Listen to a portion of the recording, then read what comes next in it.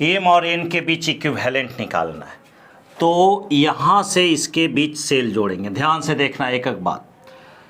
अब जैसे ही सेल जोड़ेंगे तो क्या होगा कि ये चार्ज चलेगा, एम पॉइंट पर चार्ज दे रहे हैं, तो ये चार्ज ऐसे बाईपास किया हुआ है। बाईपास मतलब कि इस कैपेसिटर पर चार्ज नहीं जाएगा, ये शॉर्ट सर्किट किया हुआ है, तो ऐसे करके चार्ज निकल जाएगा। मतलब ये कैपेसिटर चार्ज नहीं होगा। क्यों? क्योंकि कोई भी कैपेसिटर का दो टर्मिनल दोनों अलग अलग पोटेंशियल पर होना चाहिए। यह पॉइंट अगर एम है तो पोटेंशियल के ख्याल से यह भी एम होगा, यह भी एम होगा, यह भी एम होगा, यह भी उस तरह से एम हो गया। तो ये 3 माइक्रोफराड का जो कैपेसिटर है उसका दोनों प्लेट पॉइंट एम से जुड़ा हुआ है। मतलब दोनों पॉइंट का पोटेंशियल सेम हो गया, मतलब पोटेंशियल डिफरेंस 0 हो गया। वैसे स्थिति में इस कैपेसिटर पर कोई चार्ज नहीं जाएगा। बोलिए यह समझ में आया? यस, और नहीं समझ में आया है तो नो। जल्दी कमेंट कीजिए। ये बात समझ में आया कि 3 माइक्रोफराड वाले कैपेसिटर पर कोई तरह का चार्ज नहीं जाए। जब ये समझ गए तो इसका मतलब कि अगला सर्किट में 3 माइक्रोफराड का कैपेसिटर नहीं होगा। अब देखो यहाँ पर ये दोनों का अरेंजमेंट देखो, 8 और 8 ये हर हाल में सीरीज में होंगे। जो भी चार्ज इधर जाएगा दोनों पर सेम जाएगा। तो 8 का सीरीज होगा 4, 8 माइक्रोफराड और 8 माइक्रोफराड का सीरीज होगा 4 माइक्रोफराड। और ये है 2 माइक्रोफराड।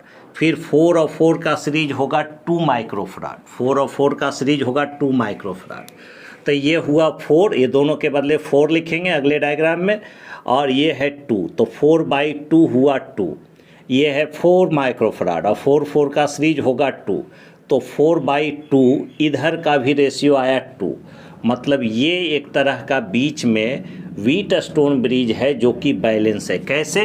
तो 8 का सीरीज जब ये दोनों के बदले एक कैपेसिटर लगाएंगे सर तो 4 होगा। ये 4 है और यहाँ 4 का सीरीज कितना होगा? 2 होगा। तो इसको 4 समझें तो 4/2 का रेशियो 2 हुआ और 4 ये दोनों के बदले 2 हुआ, तो 4/2 का रेशियो फिर से 2 हुआ। तो ये दोनों का रेशियो भी 2 माइक्रोफराड हुआ। मतलब this by this equal to this by this हुआ। तो फिर से यह दोनों पॉइंट इक्वी पोटेंशियल हो जाएंगे। मतलब ये दोनों पॉइंट बराबर पोटेंशियल पे होंगे, पोटेंशियल डिफरेंस 0 होगा, तो इस पर भी चार्ज क्या हो जाएगा? 0 हो जाएगा। मतलब यह कैपेसिटर हटेगा अगले डायग्राम में, यह भी हटेगा। ओके, यहाँ तक में ये समझ में आया? बोलिए यस या नो, कमेंट कीजिए जल्दी, यस या नो। अब तो कुछ है ही नहीं। जब यहाँ तक समझ गए तो हम लोग सर्किट को रीड्रॉन करते हैं। रीड्रॉन करने के लिए एक फिर से इसी टाइप का डायग्राम बनाते हैं और देखिएगा इसी से आगे बढ़ते हैं। थोड़ा टाइम लगेगा लेकिन हम लोग बनाते हैं। ये 8 के बदले एक ही कैपेसिटर लिखेंगे 4 मीवेफ का, 4 मीवेफ का। ये 2 मीवेफ नीचे, 2 मीवेफ नीचे। यह कितना होगा? यह होगा 4 मीवेफ है, 4 मीवेफ है। और यह कितना होगा? 4 का पैरेलल 2 मीवेफ, 2 मीवेफ। यह पॉइंट से यहाँ से एक 6 मीवेफ का कैपेसिटर है, 6 मीवेफ, 6 मीवेफ। बाकी तो यह पॉइंट एम ही हो गया, इसकी कोई आवश्यकता नहीं है, यही पॉइंट एम हो गया। आगे इधर ये इस पॉइंट से इधर हो गया 6 मीवेफ, इसको हटा देते हैं यहाँ से। ये पूरा हम लोग बना चुके हैं इधर। यह हो गया 6 मीवेफ, 6 मीवेफ। रीड्रॉन कर रहे हैं, यहाँ रीड्रॉन का साइन दिए। ये 6 मीवेफ का एक पॉइंट है। यहाँ से आपका 2 मीवेफ का एक गया है एम से, यहाँ से 2 मीवेफ का।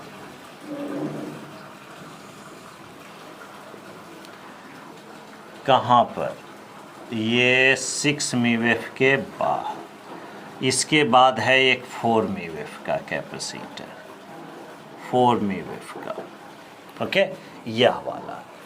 उसके बाद यहाँ पर ये 2 μF हो गया, इधर से हो गया विद्यार्थी यहाँ से जुड़कर यह 3 μF का, कहाँ के बीच, यहाँ के बीच 3 μF का। अब देखिए, अब 4 और 4 पैरेलल में है और 2 और 2 आपस में पैरेलल में है, तो 4 और 4 का पैरेलल हो गया 8 और 2 और 2 का पैरेलल हो गया कितना, 4। 2 का पैरेलल 4 हुआ। आगे के डायग्राम में इस पॉइंट को हम लोग कह रहे हैं, इधर सब हटा दिए है ना, इस पॉइंट को हम क्या कह दिए, एन कह दिए, एन कह दिए। ये तो क्वेश्चन का ही डायग्राम था, इसको हम लोग मिटा रहे हैं। अब देखिए, ये 4 और 4 के बदले 8 लिखेंगे, 2 के बदले 4 लिखेंगे। इस पॉइंट का नाम दे देते हैं ए, इसको बी दे देते हैं, जो भी है। तो यहाँ पर एक पॉइंट हुआ मेरा, इसके बाद अब डायग्राम बना रहे हैं अगला डायग्राम में। तो यह हुआ ए, यहाँ हुआ बी, ए और बी के बीच में 4 और 4 का पैरेलल, 4 और 4 का सीरीज, ये सीरीज है, तो 4 और 4 का सीरीज हुआ 2 माइक्रोफराड, 2 माइक्रोफराड सीरीज में है तो 2 माइक्रोफराड। ओके, इधर 2 और 2 का सीरीज, 2 और 2 का सीरीज हो जाएगा 3 μF, 3 μF। ये 2 और 2 के बदले एक ही कैपेसिटर 3 μF का,